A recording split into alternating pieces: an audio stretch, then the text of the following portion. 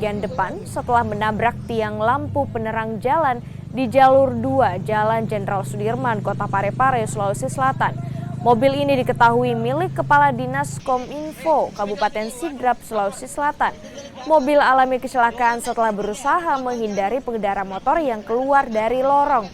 Beruntung api tidak membesar dan Kadis Kominfo beserta keluarganya selamat dalam kecelakaan ini. Baik, jadi tadi sebelum maghrib itu mendapat informasi dari masyarakat adanya kejadian di Jenderal Sudirman, sebuah minibus yang menabrak tiang listrik milik PGU, ya sempat terbakar. Sempat terbakar ya? Untuk menanggulangi api Pak, apa yang dilakukan Damkar?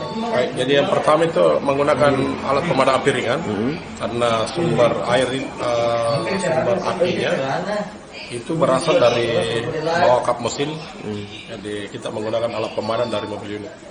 Pak, bagaimana Pak dengan kondisi korban Pak? Kalau kondisinya itu pada selamat semua, alhamdulillah. Jadi kebetulan beliau sendiri yang mengemudikan beserta keluarga.